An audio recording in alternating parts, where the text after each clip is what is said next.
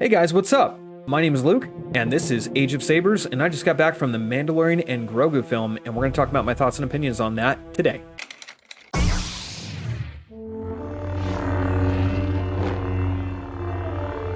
So let's get right into it. What is this movie and who is it for? Well, it is a Star Wars film, and it is for people who watch movies. And that may seem like a very generic normie take, but that's exactly what this movie is trying to be, a generic normie take. It is a very safe film. When I was leaving the movies with my wife and I was talking to her about it, about the only thing I could say about this movie is that it was a movie. It was very sterile. It didn't explore new ground. It didn't raise the stakes. It didn't ask any questions, and it didn't answer any questions. It just is. And unfortunately, that's kind of the state of Star Wars right now, where the IP is in such a place that Disney has just refused to take the low-hanging fruit on the free money tree and instead has continuously chased this audience that they were building over the last 10-ish years that was supposed to show up for this movie. And I gotta say, guys, no one showed up for this movie. I mean, over the opening weekend, it's sitting on, I think, like 166 million for the opening. This movie had a budget of like, I think, north of 600 million. So this is an extremely expensive movie. So let's talk about the things I did like and what the movie does get right. Well, the sound is there, guys. Like, the sound design was amazing. The set design was phenomenal, with a couple of caveats, and we'll get into that in a little bit. The cinematography was exceptional, the costuming is great, and the CGI was awesome. What was not so great about it? Well, the biggest takeaway that felt like the biggest hurdle that this film tried to cover is that it is essentially a three-part narrative arc. What I mean by that is it feels like a finale, a season finale of the Mandalorian show, and it kind of feels like season 4, to be honest with you. It feels like what they did was they took season 4 and said, how do we shrink it down into a bite-sized chunk that we can then just put into a movie format? And it didn't need to be made, to be honest with you, because, like I said, it doesn't answer any questions, it doesn't ask any questions, and it doesn't leave you wanting more. It just seems like filler episodes with a conclusion of a typical TV show season. And that's about really all I can say about the bad part, is that it is just a movie, and it doesn't really try to be anything more than that, which is kind of sad. And they'll say, well, the fans just crapped on Star Wars so much that they had to do this because what do you want? You're not happy with anything. Slow down, chill for a second. As somebody who I would consider myself to be a mega fan, let me lay it out for you what this could have been. Very easily, this could have been a deep dive into Mandalorian culture. It could have been a deep dive into the expanded universe lore on the Imperial Remnant. There is so much there. I could make probably 15 one-hour-long episodes, and there are plenty of those in existence on YouTube already, so let's not go there. Just suffice to say is that there is plenty of material that could have been used, and it's like a blip and you miss it kind of thing in this movie. And again, they don't use any of that expanded universe lore. They kind of tease you with the idea that, oh yeah, we're going to explore the Imperial Remnants, and then poof, it's over. And then it doesn't revisit it. It's just gone. We don't get really any of the political intrigue. We don't get any of the post-Empire scene. We don't really see much of anything that would be of interest, really, in the Star Wars universe. We just get a Mandalorian and Grogu adventure. I can't really say too much more about it without spoiling the plot, so I'll try to just list off what I think about it in as short a format as possible. So here goes. What the film got right. The set design was phenomenal. There's a couple of places where there is just fantastic attention to detail. Specifically the world of Nal Hutta and the throne room for the Hutts, and the character design for the various figures that you see coming and going. The environment itself looks very good, and it is mostly CGI, but a lot of it is live sets as well. They did a fantastic job on that. As far as like creature design, really good job. There's actually a lot of stop-go animation that makes its way into this movie, which I don't know if you guys are a fan of that. I love stop-go animation. I know it looks a little clunky, but that's the charm. And I have to hand it to the special effects department because they did an amazing job with the stop-go animation. In the trailers, you see this fight with the Mandalorian versus like these two giant hulking robots, and there's a lot of stop-go animation that's used in that fight. And I remember like thinking, watching the movie, I actually really like this. I was surprised and I was enjoying it. But then it was over and the moment was gone. What else did they get right? They got the sound design right. Again, this feels like a TV show that was basically given a blockbuster movie budget. And so all the effects are much better. The cinematography is better. The sound design is much better. The effects for the blasters sound like they have weight to them. The fight sequences are more attentive, I guess you could say. Like there's just more to it rather than just a TV show where they have a very limited budget per episode and they have to make it work with what they have. And it shows. They did a better job with this by far. What else did they get right? It ain't woke. There's no DEI in it whatsoever. Not even a little bit. And I was looking for it. I hate that shit in my movies. And it wasn't there. It just wasn't. So I got to give them props. It's an unwoke Star Wars property. Thank you, Disney. There, I said it. See? I don't hate everything that Disney makes. Now let's get to the bad. I don't know what they were doing with the soundtrack, but this did not feel like a Star Wars property in terms of music. It just didn't. In fact, I remember my wife actually sitting next to me and laughing under her breath, listening to the weird like techno Blade Runner John Wick thing they tried to do for the underworld sequence in the film. Again, trying not to get too much in the spoilers, but you see the world they go to where they're looking for the roided out MMA fighter Hut. I can't even remember his name now. Stinky, I guess, from the Clone Wars. Can't even remember. That's how much I cared about this movie. But anyway, the world that they go to, they just randomly switch pace, and now you've got this like really techno-heavy soundtrack for this world. I kind of get what they were going for, but it doesn't hit the way they think it does because this is just so out of the norm for Star Wars that it felt forced. Other than that, the soundtrack was really unremarkable. There wasn't any use of the classic motifs. They didn't use Yoda's theme that I could spot. They didn't use any of the classic Star Wars soundtrack. They really tried to keep it as Mandalorian and Grogu centric as they could. And that kind of bites the movie in the sense that if you really want people to feel like this is Star Wars, you need to give us something about it that screams Star Wars. John Williams' score is irreplaceable. Like it or hate it, it is what it is. John Williams is synonymous with Star Wars as much as R2-D2 and C-3PO are. Anyway, let's keep going. What else did they get wrong about this movie? The overuse of comedy that is on the nose, that feels forced. In Rogue One, K2SO and his jokes made sense. They were well written and they were comedically timed where they relieved tension in an otherwise very somber moment. And in the original movies, the same thing applies. There's never a joke written where it's so on the nose that you know it's a joke and the audience knows it's a joke and it breaks that wall. This movie doesn't try to be subtle. It just beats you over the head with the fact that, haha, see, this is funny.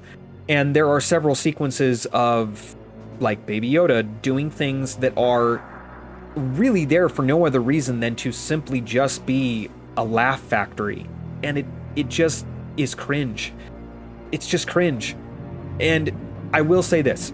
I genuinely thought I was going to be more frustrated with the overuse of the, super cute, ootsy wootsy, oh, it's Grogu, merchandising. But Yogurt, what is this place? What is it that you do here? Merchandising. I really thought that was going to play more into it than it did. And yes, they did over-rely on the cutesy ootsy wootsy factor, but they didn't do it so much that it got tiresome. But they do really get something super wrong that I'm going to get into, and it's the fact that Baby Yoda is retarded when they need him to be. He is Rambo in the forest when they need him to be. He is a Jedi Master when they need him to be, and he is comedic relief when they need him to be. In essence, he is a MacGuffin. And he's used as a device to drive the plot forward, hence the term MacGuffin. And there really isn't too much there as far as character development. There were some absolute just cringe, like groan out loud bad scenes where he is just doing stuff that is specifically there for the women with children or the grandmas to be like, oh, look, he did, whoa, it was so cute. And it was just lame. It was so lame. And then there's just the little Babu freak characters, the little, call them mechanics. I don't, guys, Disney Star Wars is on another level sometimes. Just call them mechanics. I don't really get why you have to go like think that you're gonna make it sound more sci-fi by abbreviating two words together and mashing them together and think it's gonna sound cool. What'd you do? I bypassed the compressor. Whatever. I digress. But they weren't that big a deal. I mean, they are in the film. They do play a prominent role. It makes sense why they're there. They don't just insert them and say like, oh, here, look, here's cute thing. Clap, audience clap.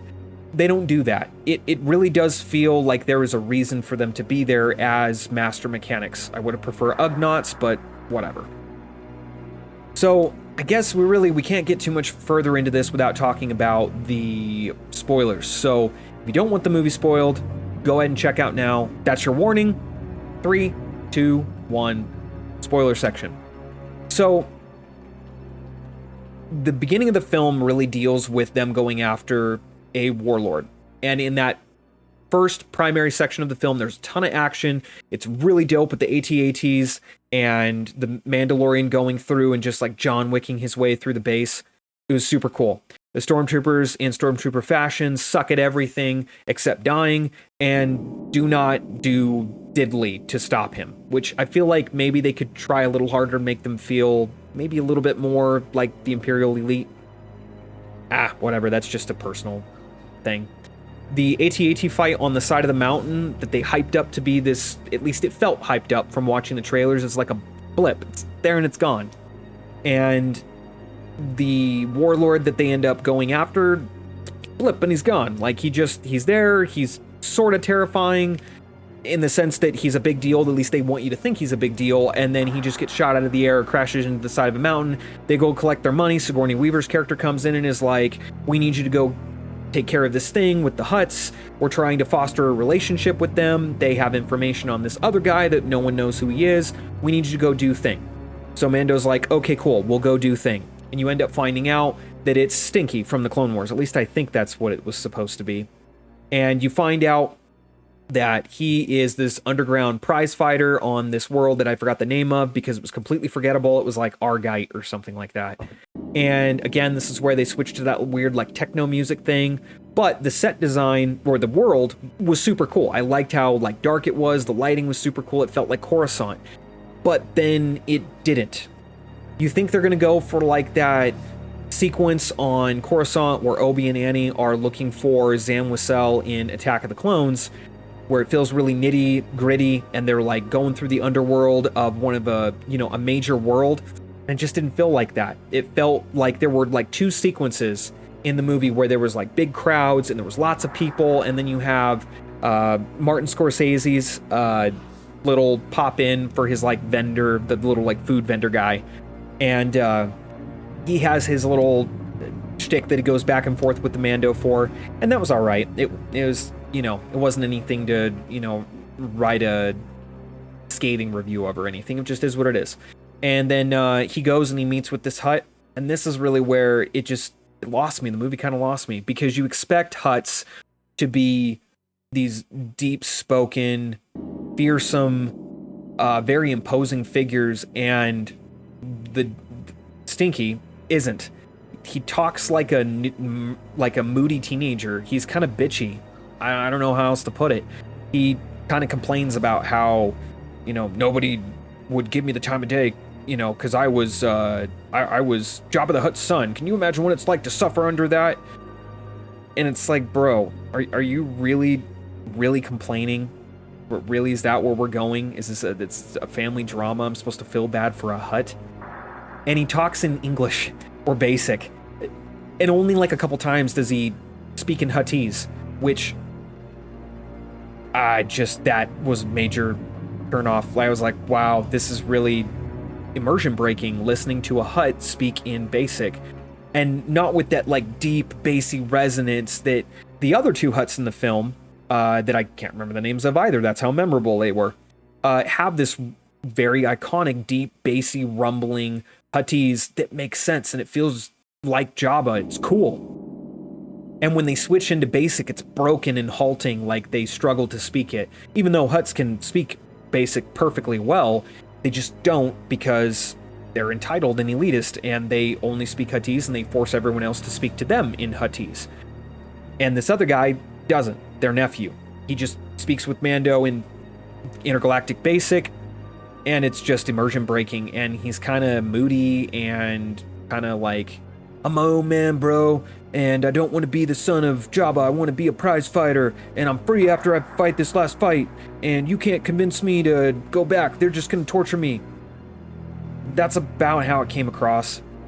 And that's pretty much the gist of it, is that like they want to get him out of the way because he's a stepping stone on the way to, I guess, taking over the Disilogic clan.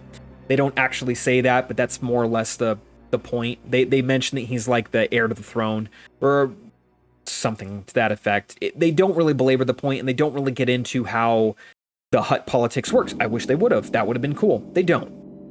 And anyway, you find out that the Imperial Warlord that they're looking after is the guy running the prize fight arena, and he tries to get Mando to fight for him, and offers him salt, of all things, as like a bribe or an incentive. He's like, salt is a controlled substance on this world.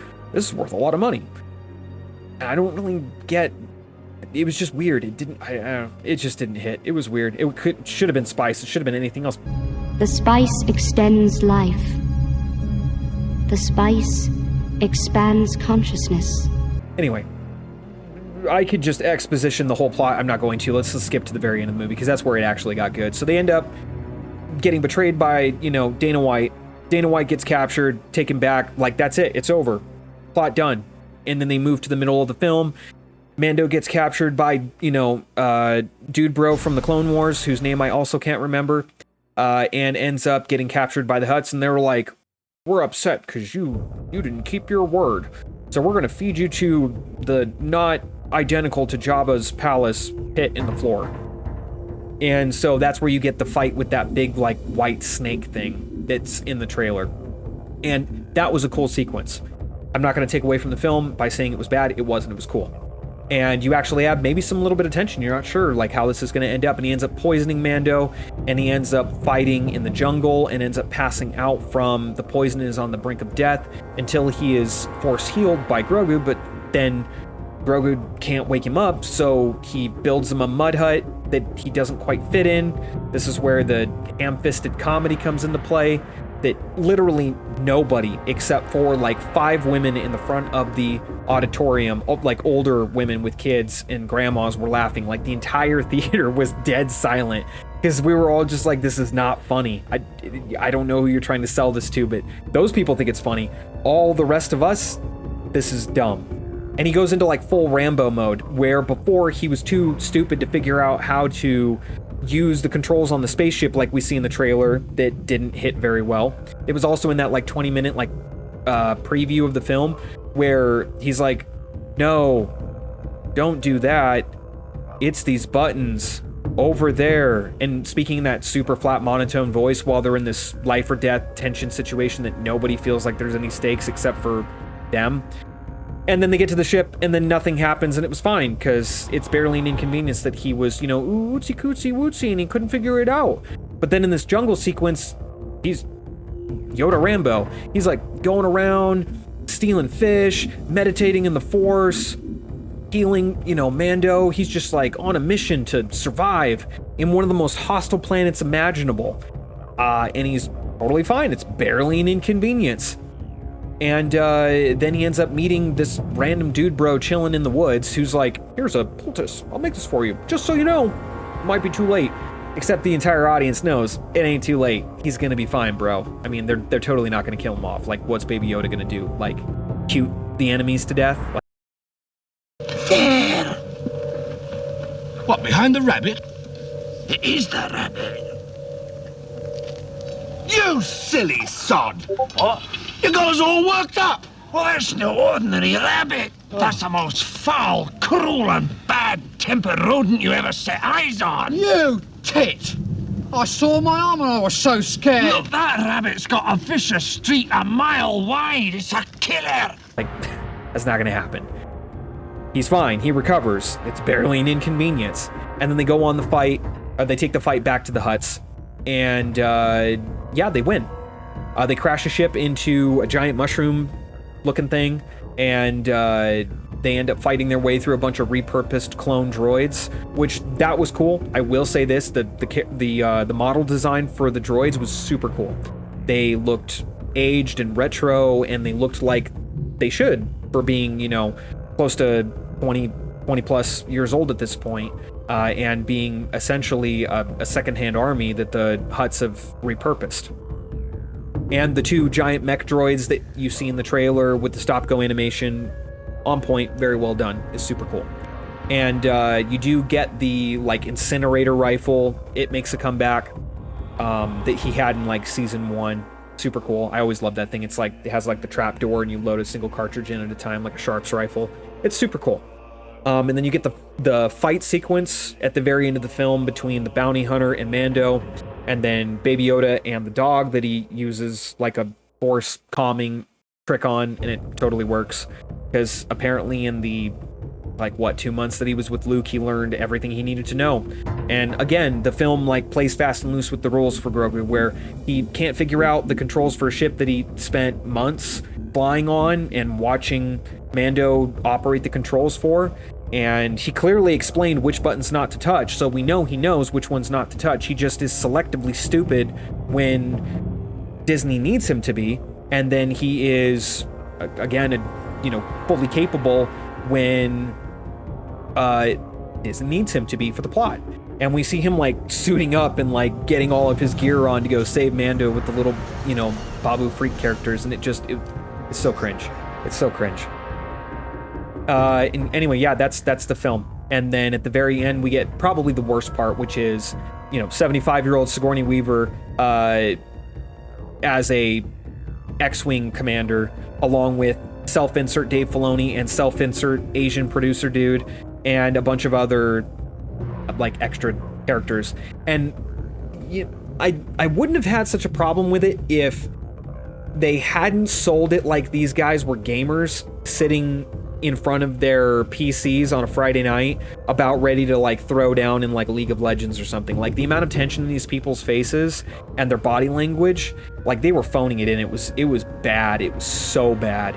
I don't know if Disney understands this or not, but fighter pilots need to be in physically fit condition, even X-Wing pilots. We know that there are strict requirements for what is and isn't passable for a fighter pilot. They're under extreme G-force. I don't know if you know this or not, but in atmosphere, X-Wings pull Gs.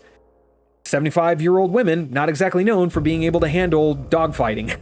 Neither are obese Asian men or semi out of shape white guys. And they're just copy that. Oh, enemy over there. We'll take care of it. It's totally fine. All wings, check in. Red 3, standing by. Red 6, standing by. Red 5, standing by. Red button, standing by. Red Fox, standing by. Big Red, standing by. Red October, standing by. Helen Reddy, standing by. Simply Red, standing by. You have to laugh. You have to laugh. Worst part of the film, by far. And that's about it. So what are my thoughts to sum up this extremely long video? Because I'm just talking to talk at this point. It was okay. It's gonna age better than any of the recent Star Wars that we've gotten. It's certainly going to age better than the Acolyte. And it will probably be, it's better than Solo.